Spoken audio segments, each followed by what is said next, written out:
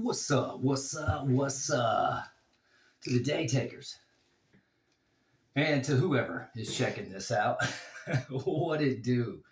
It's Thursday, 16th of April. And I was thinking about the subject matter on this video. And because I have recently got the new job, and so a lot of my train of thought is surrounded around the the new job. It's a new job for me, but I've done it for multiple years. It's just a new restaurant, a new bar, new staff, new management, all that stuff. So I spend probably too much time thinking about scenarios that I possibly, I'll get myself worked up and nervous about stuff I don't even need to be nervous about. Although I think it is a good thing to be kind of nervous. I want to do good. So I think that's a good thing. But at the same time, I know I am giving myself stress I don't need. Um, but I'll share some of my stresses and some of my wants and some of my expectations, um, just so I can kind of get them out there. I think it's good to talk about. So maybe I can clarify what's really important or not to myself. Hope your day's going great, though, everybody. I know yesterday was tax day. Um, so maybe I can give you a little something else to think about, be distracted about if you had to pay an exuberant amount of money or whatever. You know what I mean? Maybe you didn't even pay your taxes. Maybe you're like, we ain't going to need the IRS. They're doing away with that, because I was actually thinking about that.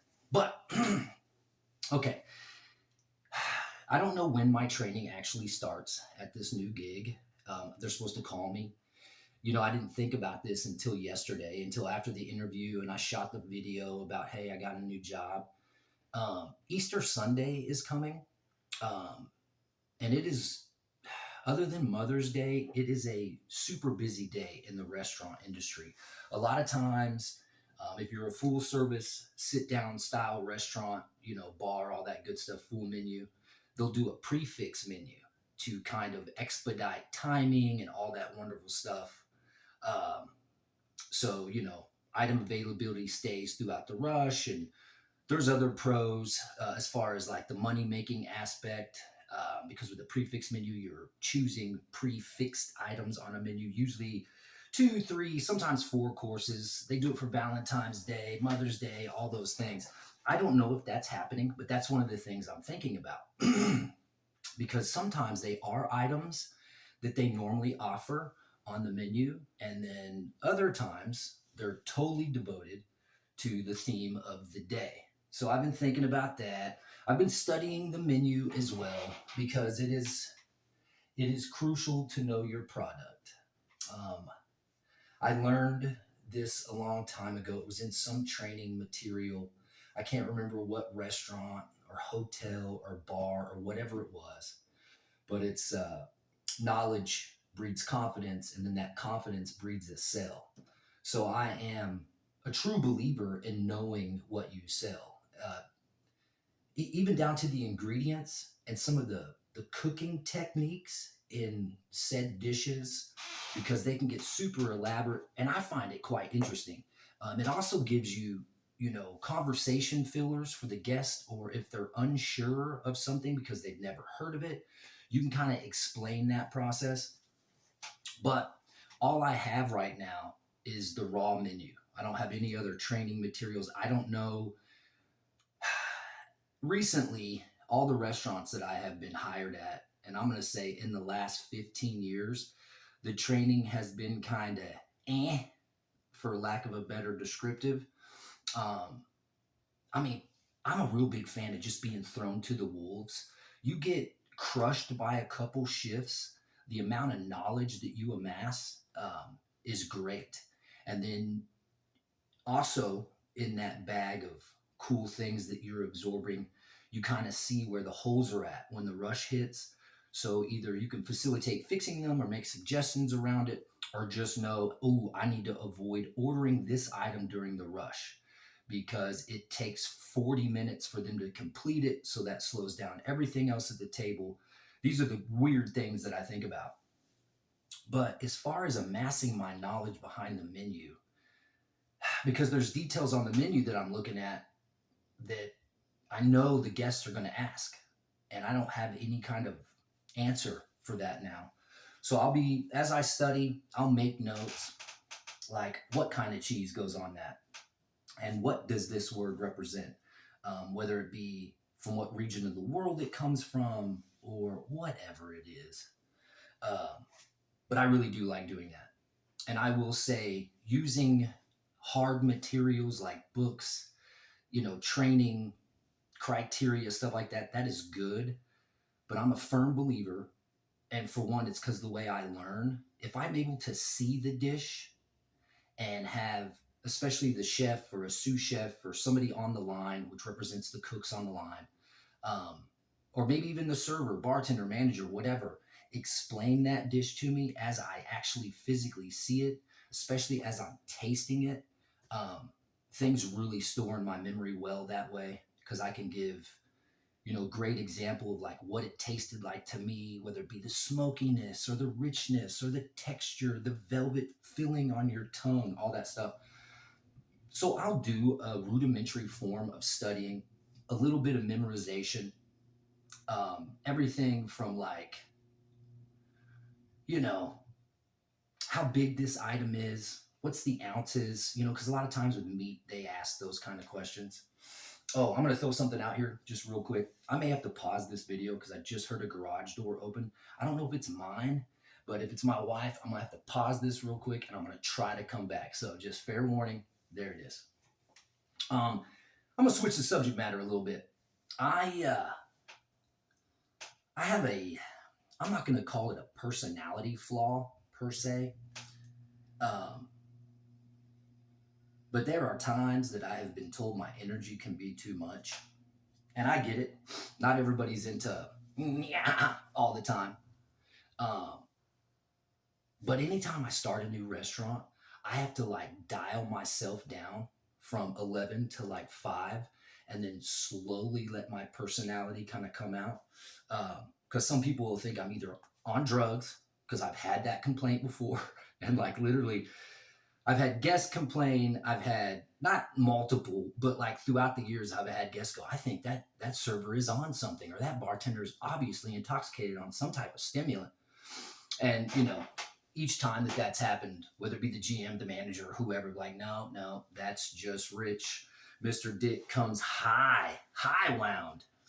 And there's something about the environment of a restaurant that, I don't know, it, it turns me on. Like it turns on all my awarenesses, and because I think it's crucial that you're paying attention at all times. Like it really does affect your money if you're able to pinpoint a guest that needs something, whether it be from a look or a word or whatever it is that they're saying or their body language. Same thing with your staff. You can tell when somebody's suffering and needs help. Just all that wonderful stuff. And so I like to be dialed in and completely on. So I turn up my energy. Technically, I don't really turn it up. I just access it because it's kind of there already. Yeah, but I have to be careful in the beginning because some people will be terribly annoyed or think I'm trying too hard. So I kind of have to build that whole kind of getting the staff ready for like who I really am. It's something I didn't even realize in the beginning of my career until I started getting feedback from people like later on, like, yeah, when we first started, we thought, you maybe had brain damage or something. You know what I mean? And I probably do have brain damage, but I had this energy, personality shit way before. But yeah, these are just all things I'm thinking about. I am excited though because I do like new, just new environment, new restaurant, new people. Um, I will say though, there's a couple things I'm already kind of like, ooh, damn. And for one of them is the uniform, because there isn't really a uniform. I mean, there's an apron involved. They use a handheld system, so I don't know if I'll be writing, although I'm a big fan of writing stuff down. Even if there is a handheld system for like the POS, Toast is a big one. I think this restaurant establishment uses Toast. Um, you know, I feel like it's taken the place of Aloha, which was another real famous POS point of sale system. But I still like to write all that wonderful stuff down and then go to said handheld or whatever may be the case. And the reason I'll go ahead and share with you why that is because when you're holding that handheld system, instead of looking at the guest, I mean, you may occasionally look up, but what you're doing is scrolling, trying to find the item. Here's the problem though. As you're typing those in or touching them with your finger, sometimes you type if there's instructions you need to give to the kitchen. But as you're scrolling through that device and you're taking orders, you'll kind of look up to the guest and go, okay, next, and you want the chicken fried steak, and then okay, next you want the, and then maybe a guest will say, hey, can I get that without cracked pepper in it? Literally, what you have to do is stop what you're doing, and hopefully that thing doesn't send to the kitchen. Because what will happen is they're on time systems sometimes, and if you let them sit too long, they just send whatever you have already begun to, ring in for that table, that guest, that bar person, whatever it is. It'll send automatically, even if you're not finished. So let's say you go to the kitchen and you find out, or you're able to, ask one of your coworkers that are within earshot. You come back to that thing, you begin typing again, which is doable and it does work, but I feel like there is a little bit of, I don't know, person to person, I really care kind of attitude. If I'm writing, I can literally take notes like this guest has a gluten allergy, and a lot of the systems have ways to make notes on that too. But if I have written it down, I can reference it later right in my pocket. Sometimes those devices are being used by other people, so you can't really get them because you're like waiting your turn. I really like writing it down because let's say you wanted to double check what you just sent to the kitchen. There's several ways you can do this. You can go right to the little printout machine because usually those are displayed in the expo area, and you can look and go, okay, I ran in everything, but the only reference you have is the machine that you've typed in. But if I've written it down, I can pull that right out of my apron, my pocket, or whatever, and then verify, okay, that went in, that went in, that went in. And I made sure the person with the gluten allergy, and that's on that, and it's on the right seat number. Um, so we'll see. They may let me get away with writing and referencing the machine. I can just use the machine if necessary, but I just feel like we're already going to the robots. Another reason I'm excited about the being in the restaurant again. I love them for one. I love the interaction with the guest. I love the experience, the memories you build. And then, sometimes you give memories that they will cherish forever because either something funny or crazy happened at the table, or you told them a story they didn't think was real. And then, holy cannoli, he's telling the truth. Just whatever. A lot of that happens in the bar a little more so because people like to hear your stories. There's a little more time to do that because after you've served a drink or whatever they're eating on, you're kind of just standing right there in front of them, depending on how busy you are. And when you're serving tables, you're kind of bouncing from table to table. So if you're telling an elongated story or, whatever, entertaining a table, your other table is like, hey, we need stuff. So you can't really, unless you just have the one table. And if you do this kind of stuff, you already know. And if you don't, well, here you go. So yeah, I just wanted to check in, pull some of this off my chest, put it out there into the ether. I got good feelings about it though. Good energy. This is only going to be a couple days a week because that's all they needed, which is kind of perfect for me because I still want to focus on the YouTube thing, and I want to kind of blend these two worlds together. I'm going to be telling shift stories, and I don't know. I was thinking about titling some of the series where I'm, telling you what happened after the shift or whatever drama unfolded or whatever crazy thing. Dick Shift series. I don't know. Something like that. If you have some suggestions, put it in the comments. Nobody ever puts anything in the comments. But whatever. I'm sure it's coming. But put something in the comments. God bless America. Yeah, so training could start this week, next week. I'm not sure. But I'm wondering if they're going to have me train in and around Easter Sunday, because that can be a hot mess. But what I'll get to see is how this business operates in the fray. So if there's holes, they will expose themselves. You know, I can implement things I know to help, or I can, because sometimes they don't want your suggestions, especially when you're new. You kind of have to just take a back seat. And then once they realize you're worthy, maybe you can start dropping suggestions. And sometimes there's these guidelines within the business, whether it's a franchise or a corporately driven thing, that's just how they do it, and it does not change. And I've seen all forms of those scenarios, and the different types of businesses I've worked in that specialize in food and beverage and guest experience. Yeah, I think that's all I wanted to talk about. Man, I had AI pulled up, and I was trying to find some like crazy either conspiracy theories or stories that are super obscure. And it kind of told me this one that it actually made up. I had to double check. I was like, man, is this real, or did you just make that up? And it just made it up. So I'm not even going to tell you. It was kind of cool though. But there were things I did not know, because it was telling me facts about stuff like how happy hour, like where it came from. And it came from the U.S. Navy. And it just kind of got adopted into the bar business as a time to have discounted beverages and whatnot. Because, the armed forces, the military, they are real big fans of the liquid spirits, if you know what I mean. When you have a high stress job like that, killing and saving the country and your homies and all that good stuff, a drink could be merited for sure. But yeah, I'm excited. I'm ready. I mean, I have a philosophy. And it's not me being pompous or overconfident. I just really believe that you can put me in any food and beverage setting, even if it's in another country where I don't speak the language, and I can still, take care of a guest, create an experience. Because, for example, I've had guests that are deaf. I've had guests that are blind. So already you're taking away one of the abilities, how we communicate. Of course, I've had guests that don't speak English.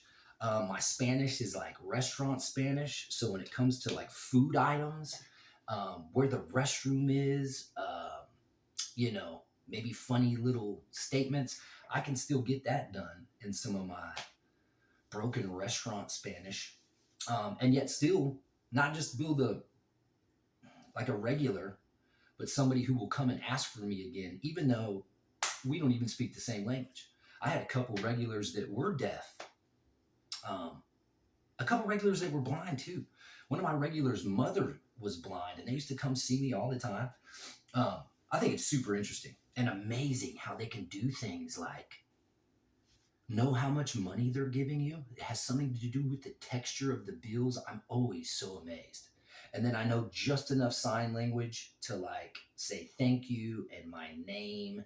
And then the rest of it is all just kind of like motioning and pointing to the menu. And sometimes we've even written down like, hey, no cheese, stuff like that, because I wouldn't know how to pick that up if they sign that to me. But yeah, all real cool. And these are all kind of samples of what I'm going to be giving you after the shift, because things like this are going to happen, and I'm going to kind of log them in my notes. And then I'm thinking about maybe on the drive home or just sitting in my garage after the shift and telling you, oh my God, you're not going to believe what happened today. Somebody's hair caught on fire, or whatever. Because that happens too. I've seen that happen a couple times. Hair catching on fire. Everybody from the kitchen staff getting their hair caught on fire with the stove. I've seen hair catch on fire from a creme brulee torch. I've seen hair catch on fire from birthday candles at the table. I mean, you name it. I'll tell you what, we used to catch each other on fire. Oh, you know what? This is a good story to exit on. Okay, I've been in hotels, I've been in restaurants, I've been in nightclubs, I've been in dive bars. Um, yeah, I mean, serious dive bars. But when I worked for the nightclub industry, there was one that was real big in the Denver area. And I'm pretty sure they've sold the conglomerate because it was just a bunch of investors and they opened up a series of nightclubs. They were called Purple Martini and it was in the greater Denver area. They had one in Boulder, one downtown Denver, one in the tech center, actually two downtown, I believe, once it was all said and done. But once you got trained and hired there, you sometimes would bounce around to all the different clubs that they owned. But if you were, you know, a new guy, and whether you had tons of bartending experience or whatever, whenever you were out of your training shifts, sometimes it would be just one if we thought, you knew enough. Because they hired me without, I barely knew any of the recipes. I could not bartend flair at all. But the GM, he would visit the restaurant that I was working at and he was like, you need to come work for my nightclub. Because he liked my inappropriate jokes. He liked how I dealt with the guests. And I don't know if you know this, but sometimes in nightclubs or bars, the bartenders, especially the dudes, have this weird personality trait where they think they're God's gift to the earth and it's real hard to get their attention. They talk down to you. I have been told multiple times that I'm too nice to be a bartender. No, I'm just doing it right.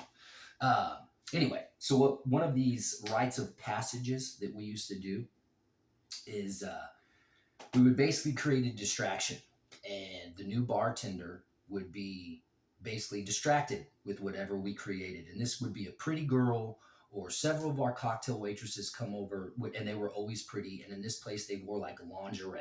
I'm not even kidding, like lingerie and high heels, and they would run a cocktail section for VIP or whatnot. And they were all like dimes, like dime plus two, like amazing hot chicks. Some of them were really cool too, really smart, really had their stuff together. And then some of them were like hot mess thoughts, man. I mean, oh, you know how many crazy situations, like fights I had to break up between these girls. The smart ones I never had issues with. I was always impressed with. Some of them were trying to be like, they were in medical school and they looked like freaking models. And so they would be, working at my nightclub at night and school during the day. I was really impressed by several of them. Some of them were mothers already and just getting it done. They stayed completely sober, I mean, for the most part. But let me get to it. I'm all over the place. Let's go. So what we do is we create this distraction, and then we take Bacardi 151, which is a higher alcohol rum. A lot of bartenders will use it to blow fire, and blowing fire was something we did a lot of here in this establishment, especially when the crowd was pumped and the DJ had the music right and like the sea of people are moving. We'd blow fire, but we would use peppermint extract. There's a little bit more control. Um, it's not as dangerous, but uh, what we would do is the bar mats back behind, which are basically rubber mats that have a series of holes in it that help them stay adhesed to the floor and keep you from slipping. And there's about a half inch that you're raised up from the floor. So you have millions of these rubber holes back there, which are these mats. What we do is we distract the bartender, the new guy, and have him kind of stand in one spot. And while he was not paying attention and distracted by the pretty girl or whatever, we'd have him look at the TV. Oh my God, do you see this? Whatever. All by his feet, we would fill those little holes with Bacardi 151. Yeah. And then we would catch them on fire. I know it sounds crazy, and we did it all the time. Sometimes we get bored and we do it to each other because the music is so loud. There's all these distractions, TVs going off, just all kinds of stuff. You don't even realize you're on fire until you feel the heat or see all the flames moving up towards your feet, because the way that rum would burn, sometimes you couldn't even see the flame. I don't know if you've ever made like a cocktail where you catch it on fire. Sometimes you can't even see it. We got in trouble a couple times for this because a couple people got hurt real bad. Like one guy, we couldn't put him out fast enough, and it burnt his pant leg up by his calf, and so some of his pants burned to his leg, burned off all his leg hair. But yeah, that was some of the hazing we would do when you hire a new person, which makes me think, I wonder if this place has some type of trick they play on the new employee. I've seen many of them. Like they'll have you go fetch an item that does not exist. I wish they try to get me. Shh, I got gray hairs in my nipples, bro. I've been doing this a hot minute. I bet I already know what the trick is. That same guy that we caught on fire, though, he eventually learned to blow fire, and he was 6'6". He had real long dreads. Very cool guy. Like was almost a professional snowboarder. One more story before I go. His tall ass self stood on the bar one night. We had gathered a bunch of people around because he was about to blow fire for one of the first times during a busy shift. He fills his mouth with the peppermint extract, and we would always do it like a magician. We try to hide the fact that it's in there, and then all of a sudden, poof, you're a dragon blowing fire. Well, he did it, and it was pretty impressive. He got a huge reaction from the crowd. Everybody loved it. Super cool. You can feel the heat in the air. It lights up the room because, nightclub kind of dark. Well, he decides to do it again, and he goes towards the end of the bar so the rest of the crowd can kind of see it. He's trying to, feed the fans this entertainment, so to speak. And he has way too much in his mouth. Like it's dripping out of his mouth. So I was worried he was going to catch his face on fire because he kind of had a beard too. And with all the dreads, I was like, oh shit, he's going to catch himself on fire. We're going to have to put him out. And that's the cool thing about the peppermint extract is that you can put it out real fast. Alcohol is a little bit different. If you've ever experimented with high alcohol beverages, they burn different. So he steps to the end of the bar. He blows this huge, instead of like a stream of fire coming out of his mouth, it just kind of exploded out in a fireball. And he set off the sprinklers in a nightclub that we were probably 50 to 80 people over fire capacity. That means we had extra people in there. If the firefighters or cops would have came by to give us a count, they'd write us a ticket because we had too many people in there to like get them out safely if there was a problem. Just so happens we were blowing fire. But yeah, sprinklers go off. It was one of the most expensive nights for this company because we had to pay. People walk their tabs, of course, because sprinklers are raining down on everybody. People are screaming. Electronics are getting fried. Computer systems going berserk. Credit card machines aren't working now because everything is soaking wet. And some of these electronics are designed to get a little wet because they're designed for the restaurant, but not like this. Like when it was said and done, we were walking around in like an inch or two of water.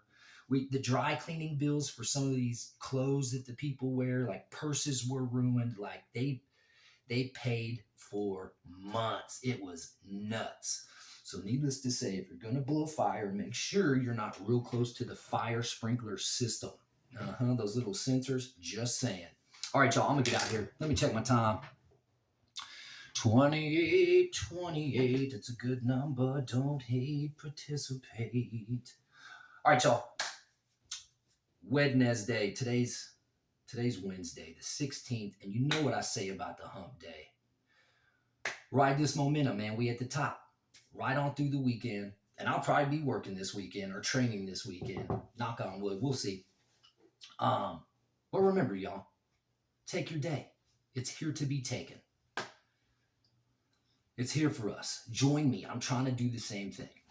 Or just join me on the entertainment process or join me and make fun of me. I don't care. Come on.